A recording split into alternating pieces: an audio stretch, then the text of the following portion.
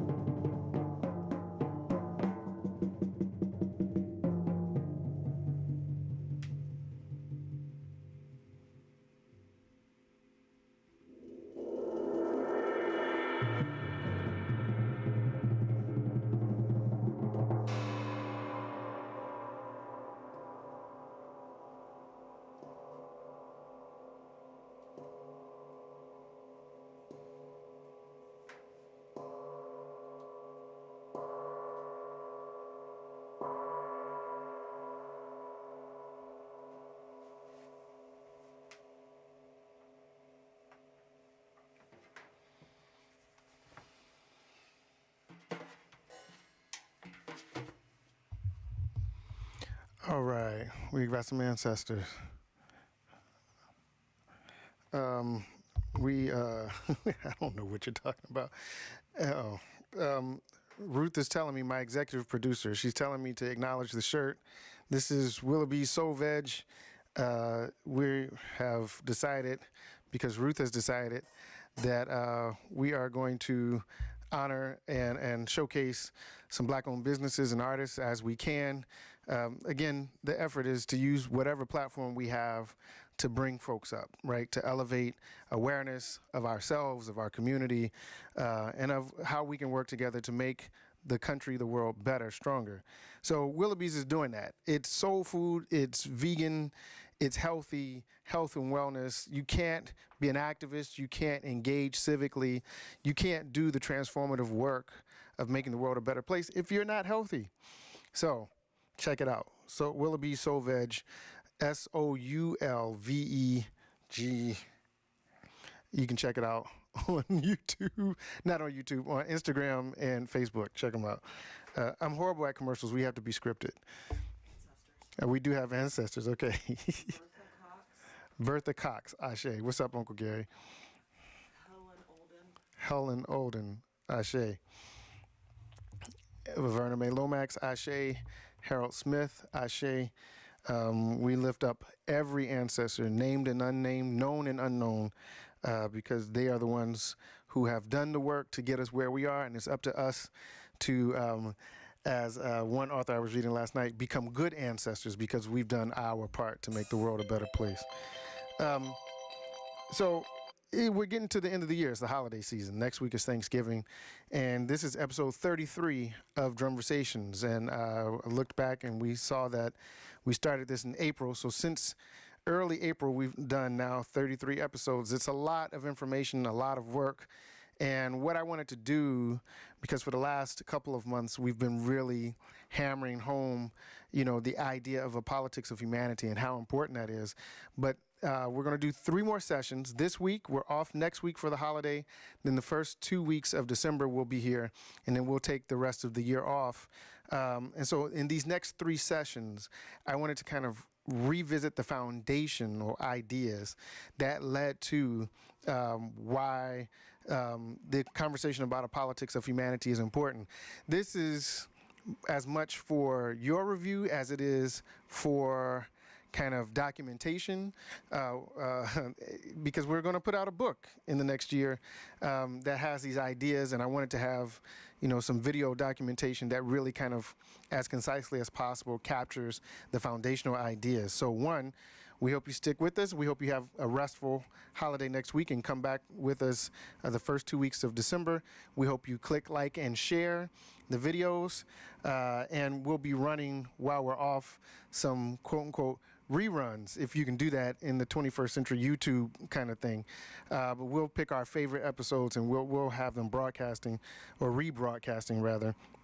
But today, we want to deal with kind of revisiting how we initially framed the stuff we have to do to build up to the practice of a politics of humanity. And so from the outset, we really try to contextualize this discussion, Drumversations discussion, within the context of 3 dimensions, right? The internal dimension, the communal dimension, and then more broadly, the country and the world, right? We all know that we want things to change, but we don't always know how to affect that change or how to bring that change about. And so we started early with talking about what change means internally, right? the ancient Kemetic ancestors in Egypt said, as above, so below, as within, so without. So if we begin to change how we think and act in the world, and we engage community in that different beingness, then we begin to leverage our collective power to bring about that change, right? So today we'll be talking about that first step that we discussed at the beginning of the Politics of Humanity conversation, the ritual of connection. This is connecting to the Innerverse, right? I call it the Innerverse because not everybody deals with religion, not everybody deals with the same kind of spiritual language. So I'm creating my own word. The Innerverse is, came from the Spider-Verse. I'm a big cartoon guy. It just is what it is, right? So the Innerverse is that place where we find our most authentic self, our power, but we also find everyone else, right? Because the more you go inside, the more you connect to that energy that connects all of us. So it's the unlimited source of power. It's everything, that which is, right? Because we are more than the sum total of our physical parts. And then the idea is that connecting to the Innerverse, for a lot of us, is difficult because we've not been socialized that way. We've been socialized toward more materialism, right? If you're a good American, then that means you're participating in the economy, consumerism.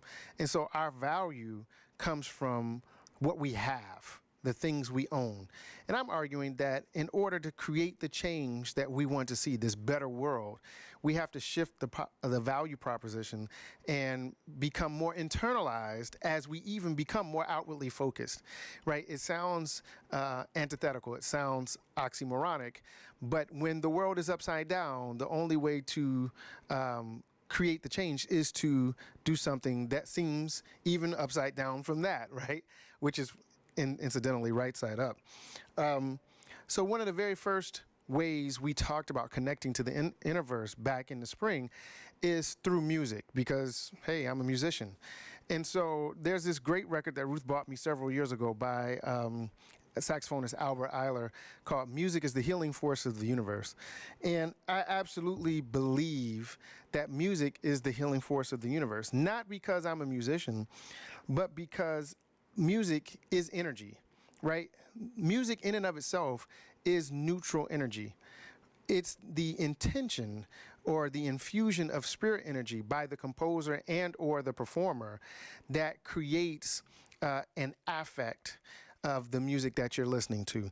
And we know this empirically from the work of Dr. Hans Jenny and Dr. Masaru Emoto and others in the area of physics called cymatics.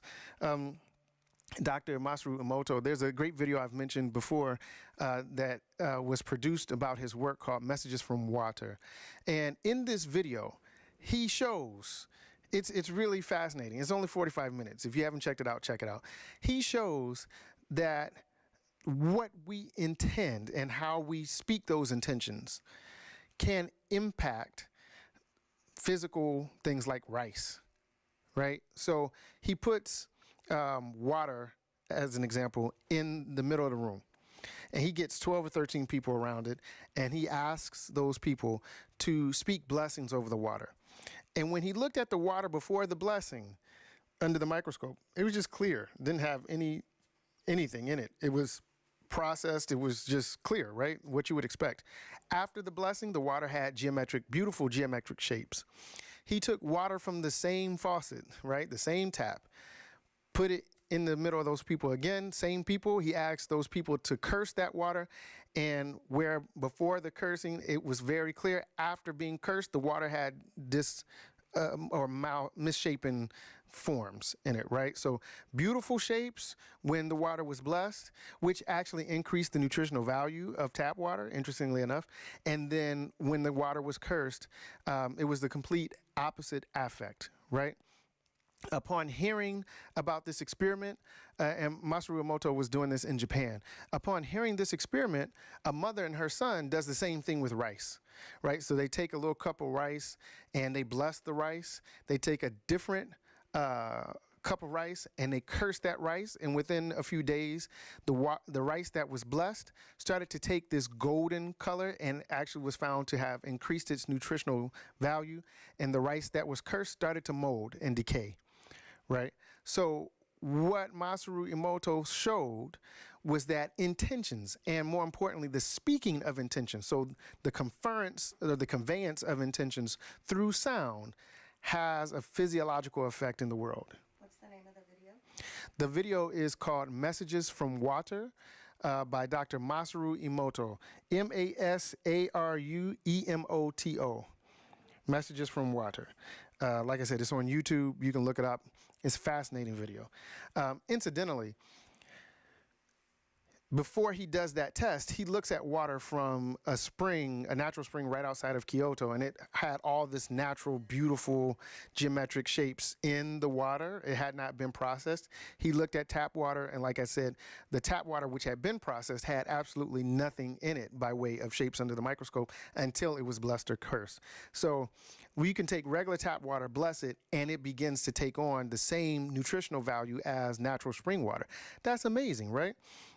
And so if you think about it like this, the human adult body is comprised of about 60% of water, right? According to the Journal of Biological Chemistry, the brain and heart are comprised of about 73% water. The lungs are made up of around 83% water, and the kidneys are 79% water. The skin is 64% water, and even your bones, our bones, have 30% water content, right?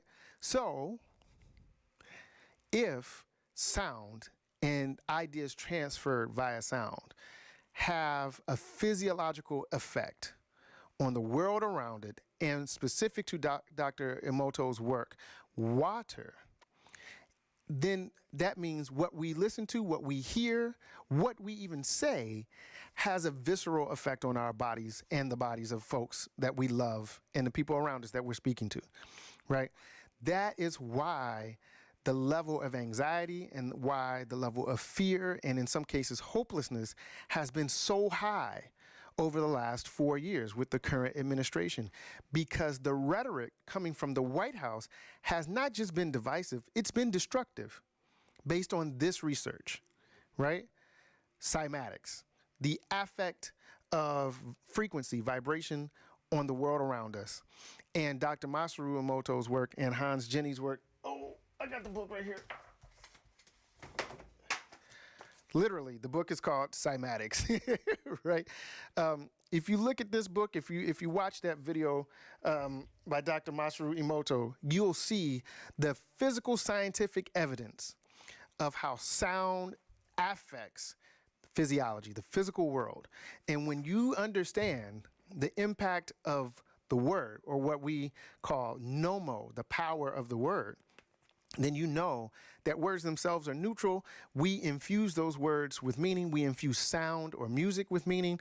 And then that infused energy signal, that infused frequency is what then has the impact on our bodies, right? The water in our bodies can either be optimized through positive speech, or we can create those destructive shapes at the molecular level that cause harm through bad speech, destructive speech, right? So that's why music is the healing force of the universe, because for the most part, music came from a practice of healing. It was considered magical. It was considered spiritual prior to the commodification of music. And there have been so many artists, so many musicians who still adhere to those values of music, that our music is the stuff that makes things better, right? It's a product, yes, but it has a purpose, it has a function, it has a value. So if you know now, you can take me at my word, but you can go look at the research. I would prefer you look at the research. But once you come to understand that sound has an affect on your physical being, I hope that then encourages you to assess what you're listening to, right? This is why, personally, I don't listen to certain things, because I know the impact it will have on my body, right? And I'm not talking about, as a musician, just hip hop, right? I understand the difference between hip hop and the corporate construct of rap, right? There's a difference. What we understand as rap or gangster rap happened as a result of the major corporations buying up the smaller labels and then only proliferating a single story or a thin story, a thin narrative, right? Hip hop is so much more than that, right? The same is true with any form of music, right? And you have to then wonder why popular culture has been feeding the wider culture these negative images, these negative vibrations, and what that then does to drive, our buying habits or our behaviors or our interactions with each other, right? This is the power of words. Toni Morrison said, when she was growing up as a child, and you probably heard me say this before, but it bears repeating because it is a perfect analogy. When she was growing up in Lorain, Ohio, the national discourse was around being a good neighbor. That was in the 30s and 40s. By the 50s and 60s, it became be a good citizen, right? Neighbor, that's one-to-one. Literally going next door and asking for a cup of sugar, and then your neighbor coming to you asking for flour, and because you have and they have, you're taking care of each other, right? Being a good citizen broadens that scope, but being engaged as a citizen still means you're taking care of your community, your neighbors, your family members, and the people around you, right? More broadly than just next door in your house, but still people focused, human focused. By the 80s, though, it has shifted from neighbor and citizen to consumer. That's a totally different shift in how we identify ourselves as it relates to interacting with each other, right? That shifts the proposition from humanity to things, goods and services, objects, materialism. Because in order to be a good American, it wasn't about being a good neighbor or a good citizen. It was now about being a good consumer, driving the economy, right? And it moved from, I flipped it. Taxpayer was the 80s, right? Taxpayer. Citizen, taxpayer. Still a shift from people to stuff, right? All I have to now do is pay my taxes and I'm good. What does that mean, right? We know so many people who either don't pay taxes or haven't paid taxes or pay very little relative to what they say they make, right? So there's that. And then from the 80s and taxpayer into the 90s and early 2000s, that's when we get consumer, right? So now we've made the leap from neighbor, human-focused, and citizen to taxpayer, which is just really, again, driving the resources into the federal government. You pay taxes in all kinds of ways, through consumerism, through payroll taxes, all kinds of stuff, right? And then to literally materialism, full-on materialism, consumerism, right? And now we talk about shareholders, right? Return on investment. It's all about our extraction of resources. I make an investment in you, not because I value you, but because I expect a return. That's not really humane, because what if I am not able to return your investment in the way that you deem it necessary, and then we have an issue, and I don't have the wherewithal, right? Then I don't get the help I continue to need to optimize my potential and become a person who can return that investment, right? And so it makes every relationship transactional. And when it's a transactional relationship, we lose. We lose a lot, right? Those transactions, because everything is a transaction of a sort, right? Even the neighbors exchanging goods is a transaction. I let you borrow sugar with the expectation if I come to you for flour, you have the flour and you'll help me borrow some flour, right? That's still an exchange, a transaction. But it is one not purposed on an extraction of resources. It's not just me going to you for flour, me going to you for sugar, me going to you for milk, and never giving back in return, right? And that's a reciprocal relationship as opposed to an exploitative relationship, right? And so if we understand how these words, how music, how these sounds, these frequencies impact and affect our physical and mental state, then we should be more discerning about what it is we're listening to, what it is we're speaking, and how we are responding to things, It's important because even beyond what's being said and how we're responding to it, right? We consciously and subconsciously attract that which we most need and want based on our most consistent vibratory frequency, right? That's why so many people say they want to change and even try to change, but don't know how to change, or make some moves to change and don't really get the outcomes because they've not shifted their frequency, right? Wanting to change is one thing. Doing something different in hopes of bringing about that desired change is another. But shifting your frequency and your level of consciousness is a different thing altogether, right? So if we say we want to change, but we don't change our speech patterns, then we continue speaking at a frequency that we've always been on. And you cannot shift your frequency unless you change what you're speaking. If you say you want to change, that suggests the need to, or the desire for a different frequency, and you're inputting the same information that keeps you on the frequency you already are on, then you cannot change, right? So you have to change what you eat. You have to change how you're thinking. You have to change what you're hearing, and you have to literally change your speech patterns, right? These are the things that begin to bring about the desired effect from the inside out, right? And so we'll talk about the two most important things that I think we can do to change those patterns. Yeah. Oh, we have more ancestors. Charles Fisher Goins, Ashe. And acknowledge the new ancestor that's coming today. Baby Lomax. Oh, did they say a name? We got a new cousin coming today. So Daniel and Kelly, congratulations. We're excited to meet this new human, and we'll love it, him, her, whatever is going to be, as much as we love you all. And so we're happy and proud of you. So the two, I think, most effective ways to shift our vibrational frequency and our consciousness in terms of intentional shift from the inside out is meditation and reading, right? Along with cutting out all the stuff that's keeping you bound to these lower vibrations.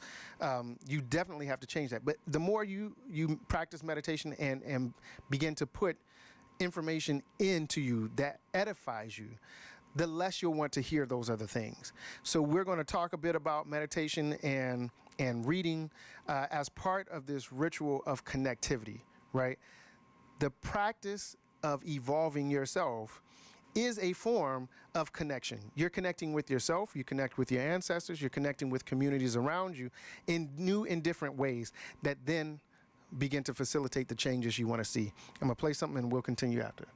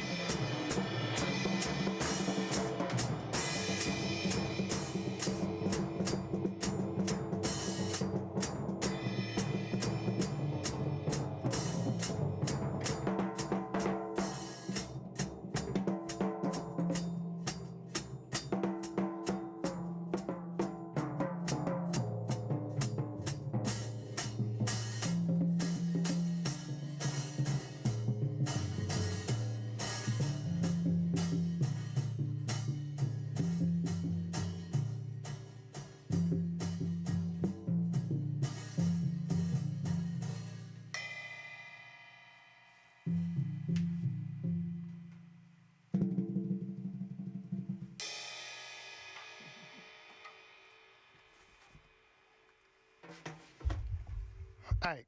So, meditation and reading are the two things that we can do actively to shift our vibration and elevate our consciousness.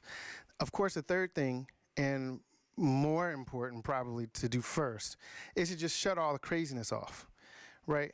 I know a lot of us feel like we need to be informed. We need to know what's going on in the world. But even the best athletes who want to be in the game because they know if they're in the game, they have a chance to impact the game and win, have to take a break, right? Whether you want to or not, it's healthy to take a break.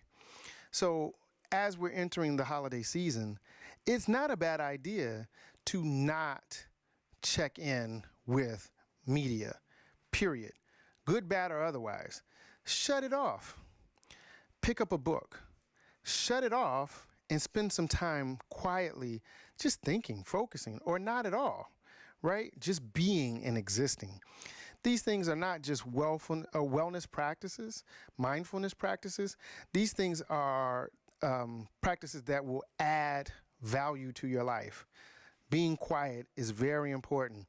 Infusing your mind with new information helps you be a better person, right? These are things that, you know, you would think that we would, as a culture, value, but we don't because there are 3 books called The Dumbing Down of America, meaning that we're not valuing education and personal growth, right? So my hope is that as we kind of continue to review these foundational ideas of politics of humanity, you know, we take time over the holiday season, when we have time off, to begin not to set resolutions.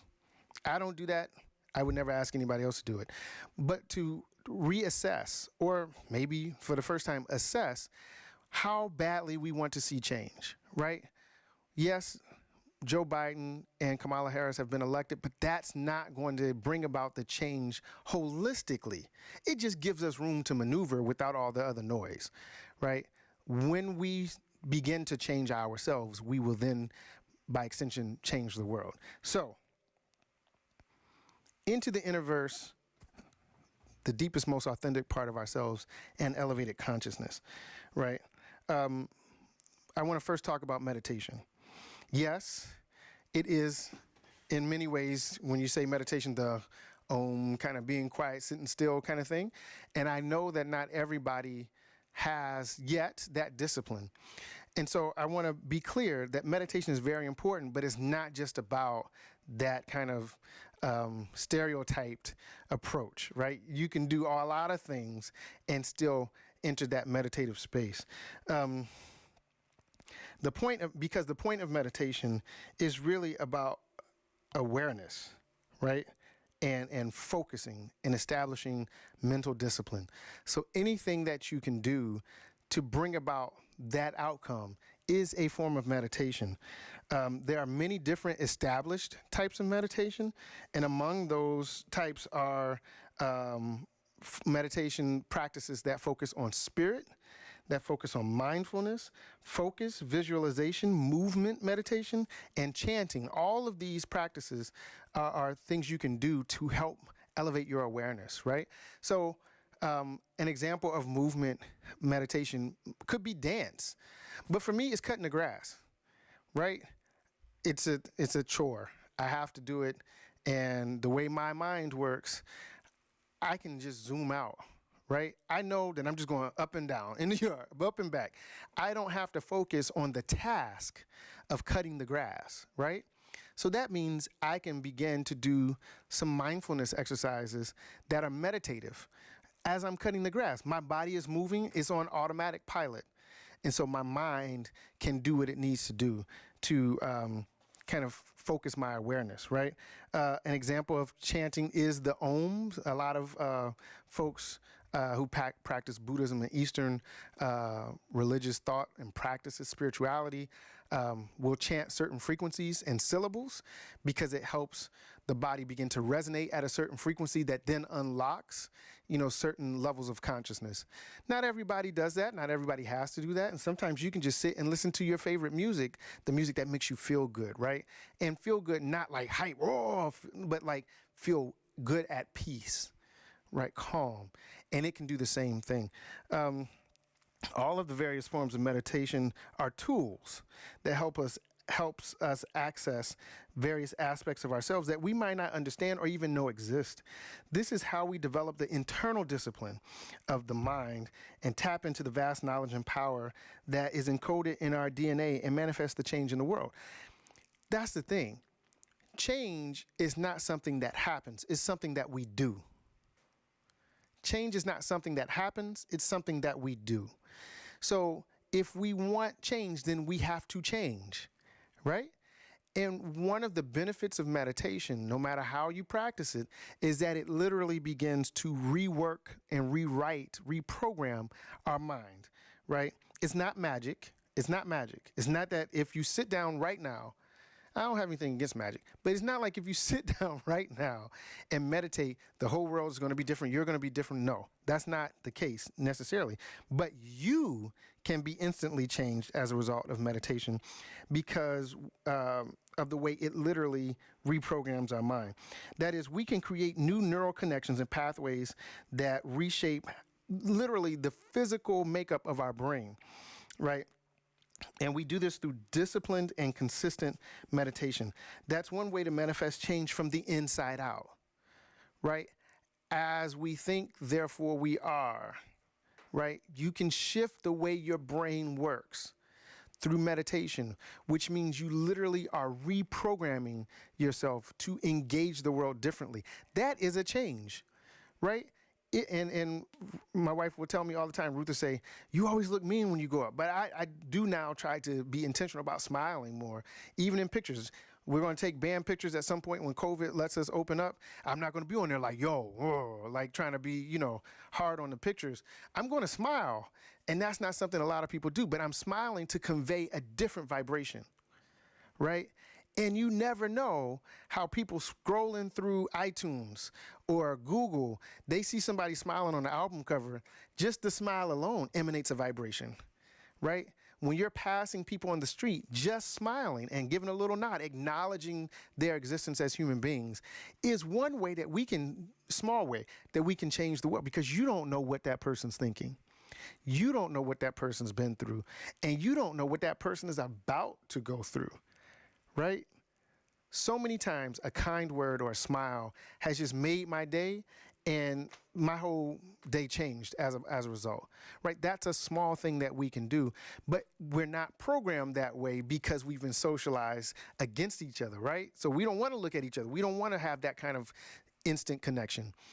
But when you start to reprogram your mind, you see the value of that, right? And it becomes normal, and then we start to see each other humanely.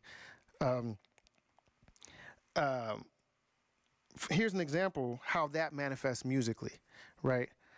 I want my music to be seen as a force for good. And so there was a point in my development as an adolescent where I stopped listening to music that I didn't deem a force for good, right? That doesn't mean I didn't like it. It just meant my focus and intention was set in a way that I had to reinforce that with my actions.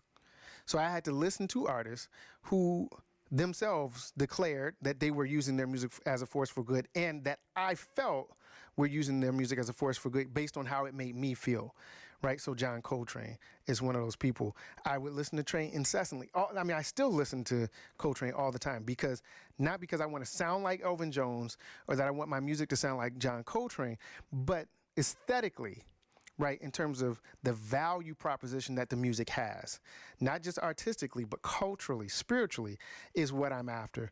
And so I had to shift. I literally went from listening to pop music that was on the radio to then listening to the most obscure stuff that all of my friends were like, what's this? The purpose had changed, right? And that's an example of how your actions have to change based on the change you say you want to see, right? The more we meditate, the easier it becomes for us to engage the Innerverse, right? That deeper innermost self, the place within us where we are most ourselves and most connected to the cosmos and each other, right? We are the most powerful when we're in that space, but we're also our most vulnerable. Ma'at, or cosmic balance, is the law of the universe, is a law of the universe. And that means you can be strong and vulnerable at the same time. You can be hot and cold at the same time. You can be connected and isolated at the same time. This all happens internally, right? The more I grow in this understanding, the more it becomes clear that that's not something I have to be afraid of, right? It did scare me because of music. I started kind of having these experiences early that I would now call spiritual experiences. And I would see things and I would hear things, or I would know things that I had no business knowing, because the drums started to kind of introduce me to these other ways of knowing, right? Ways of being. And it made it hard to exist in the regular world. My wife will tell you, when she met me, I was kind of a weird dude. And she helped me with my social skills and all these other things. But it makes you weird in that sense, because our normal existence, right, in the mainstream culture is not observant of practices that allow you to exist in this more optimized way, right? What would the world be like if it wasn't just a smile? It was an engagement where you really honored the people you came into contact with, right? Not because you wanted to get something from them, but just because they were there, right? What would the world be like if we respected everybody just because they existed?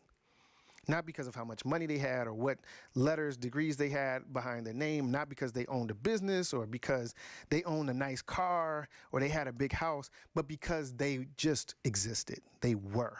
They are. That's the kind of world that happens internally. You start to see beyond the matrix, so to speak. And you know, in another way, this is kind of a both and conversation, right? It's not just that you either meditate or you read or you listen to music, and all of these things work, right? So I want to shift. So meditation can help you rewrite, reprogram your brain. Absolutely. There are many ways to meditate. You can Google it and find the way that works for you, right? And as you begin to practice and develop the discipline, your practice and your discipline will evolve, right? That's fine. Start where you are and then grow from there. Reading is another thing, right? It's an additional thing. And I know that I might sound old-fashioned, but in the 20th century, where we can access information on YouTube, like right now, on your phone, on TV, in all kinds of ways, there's nothing like reading a book. Because what reading does for our brain is different than how our brains respond to stimuli from screens, right? And I'm not aware of any evidence that suggests that screens do the same thing, right? So like meditation, reading literally remaps or reworks our brain. Reading creates new neural pathways and connections, even new white matter, because we have to create new spaces to store the information in our brains, and is a form of meditation in the context of visualization. So when you're reading, whether it's fiction or nonfiction, visual parts of your brain light up, not just because you're reading words. It's not because you're looking at the book. It's because you're seeing what the author is talking about, right? That goes beyond the words. And that lights up things in your brain that you don't really have to use when you're watching a video, right? You don't have to imagine what I look like right now because you're watching it, right? So I'm giving you that image. If you were reading this in a book, you would be imagining what I'm talking about in a way that lights up the visual cortex, in a way that doesn't happen the same if you're just looking at an image on the screen, right? That's why reading can make you tired. Ruth is looking at me. No, it's true. Like a lot of my students will say, "Oh, Dr. Lomax, you gave me this book. That's cool. I like it, but it's going slow because it just makes me tired." Right?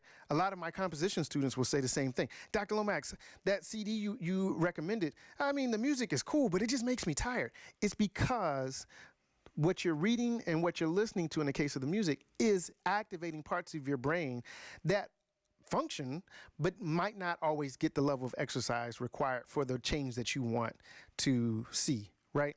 That's why reading and meditation are important, because it's building the muscles of change, right? In a book about the Bantu Congo cosmology, the author, whose name is escaping me right now, literally echoes what I first read in Octavia Butler's book, Parable of the Sower, that God is change, right? And if you have a sense in various spiritual traditions that we are made in the image of likeness of God, and you know that we can change our brain just by how we change our practices, right? Through meditation and through ingesting new ideas and information, then you have to understand that change is a part of our divine nature, right? And so it's not beyond us, is what I'm saying. And I don't want to be overly religious, because I know a lot of people don't deal with that. I think spirit is important. I think spirit is what connects us all. But I want to make sure that we're saying stuff that can be accessed by everyone, right? But by the same token, we have been socialized that change is hard. Change is not hard. What's difficult, based on how we've been socialized, is the discipline to see the change through, right? So that means we just have to find the things that help us change, that work for us, right? When Ruth and I went vegan on our diet, which we no longer ascribe to because of, COVID, and pizza sounds really good right now. It's Friday. Yeah. We went cold turkey, right? We found out on Friday that there were some issues, and Friday night we were eating plants. It was difficult because it was a shock to our system, right? And what we learned over time, a period of about 3 months, is that we had to slowly adjust our diet to transition from what we were eating to what we knew we wanted to eat, right? You have to give yourself the grace and the space to learn the new habits, the new behaviors that will bring about the changes you want to see, right? It works for everyone. When I'm learning a new skill on the drum set, I can't do it right away, and I've been playing all my life, right? I have to spend time on the instrument, and even away from the instrument, developing the muscle memory for the new technique, right? And that muscle memory takes time, right? And it's not necessarily, if I spend 8 hours a day developing this new technique, I'm going to have it in a week. That's not it. That's not how my mind works. You have to understand how your brain works. And what we've learned from psychology in general is that it takes 40 to 60 days of consistent practice. That's not in terms of quantity of time, but repetition, for us to learn new things, new habits, new skills, right?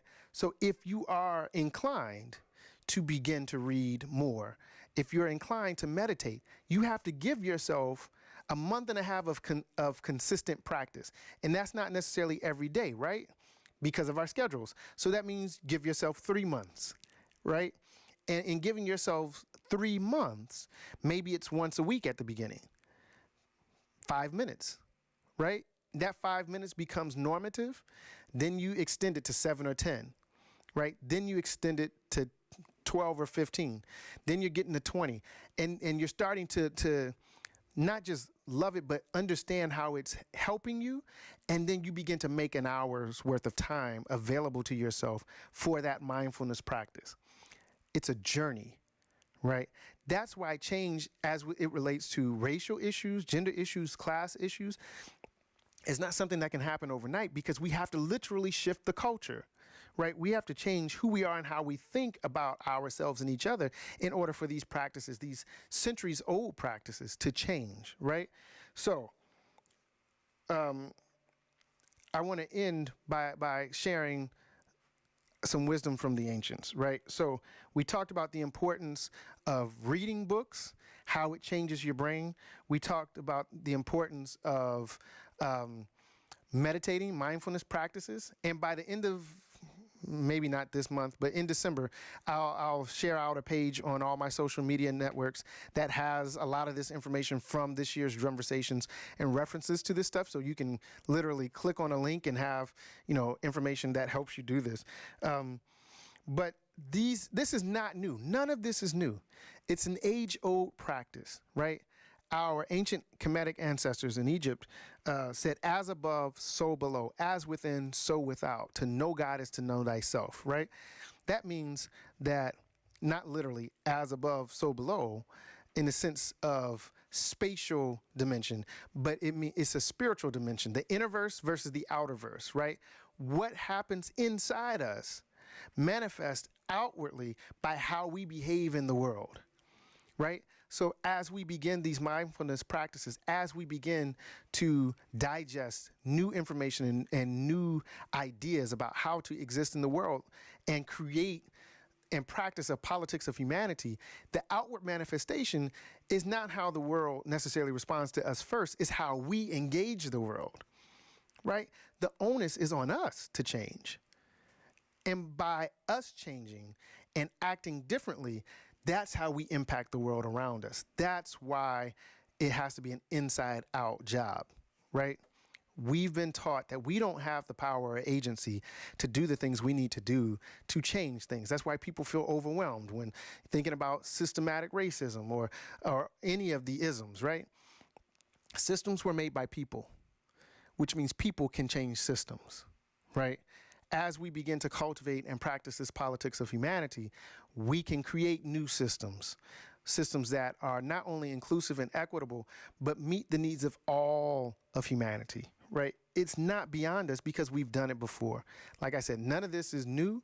It's old. I'm reading old books and I'm reading or learning ancient history and trying to apply it to the contemporary context. We've done it before, which means we can do it again. Humanity. Oh, yeah, I highlighted an important point. So the question then becomes a foundational aspect for politics of humanity is why we need this shift, right? And I answered that with a question. Could it be that we are where we are right now because humanity has forgotten these principles? Because humanity has forgotten who we collectively are and have been. And so we've replaced that knowledge with a value of things, right? And when you start to value things more than people, you get kind of the contemporary context, right? I don't have a problem with things. I got a lot of stuff, right? But I don't value those things more than people. This drum set, it was made for me. I designed it. It's not a cheap drum set. But if we had a fire, my first inclination is to make sure my family is safe, not these drums. And the drums are very important to me, but I cannot be humane and engage the world humanely if I value a drum set over my children and my wife, right? And that's, of course, an obvious example, but the same would be true for anyone, right? If I was playing in a venue and I could help somebody get to safety, I'm leaving the drums behind, right? Because I value human life more than I value objects that can be replaced, right? So I think we have collectively forgotten who we are, and by embarking on a process together in community of becoming better, healthy, happy, and whole, we can affect the change we want to see in the world, right? The world that's important because it's out of balance as a result of having forgotten these ancient principles, right? So I think the cultivation and practice of a politics of humanity will help bring the world back to balance because our value will be each other in balance with the world. The more you engage that inner space, the more you realize you're connected to everything. You see the similarity and the connection between the stars in the heavens and the worms in the ground. Like, it's literally that amazing. It really is. And everything in between the dots start to connect. My wife was looking at me crazy a few years ago when I just didn't want to kill a bug. And it's because I had this epiphany that the bug is me and I'm the bug, right? And so I had to deal with this whole thing. Like, it's existential. I get it. Like, you don't want the bug to, in this case, it was a bee. You don't want it to bite you or your kids. But like, how do I catch this bug and preserve its life? Right? Because when you start this journey, when you get to certain milestones in this journey, life becomes precious at every level. And when life is precious at every level, you cannot create policies, create practices, create cultures that not only disenfranchise people, but destroy their lives as a result of your wanting to have a better life, right? Exploitation. That just doesn't factor in because your default position is the whole, right? So the question is, what are you reading? What are you listening to? What time are you taking? And how are these things helping you connect internally so you can connect externally? If it's not serving that purpose, then maybe you need to add more balance to your intellectual and cultural diet, right? So you can begin to do the work internally of becoming better. So we can be better together, and together we can change the world, right? Let's move authentically in that space of change and watch ourselves become agents for transformation. Y'all have a good weekend. Peace.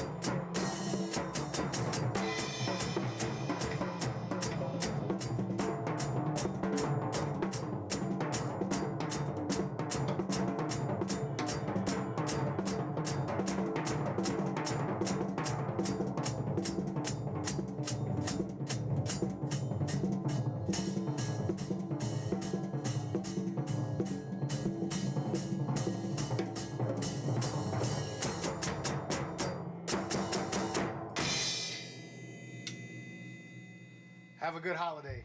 Get some rest, take some time, and find a good book. Peace.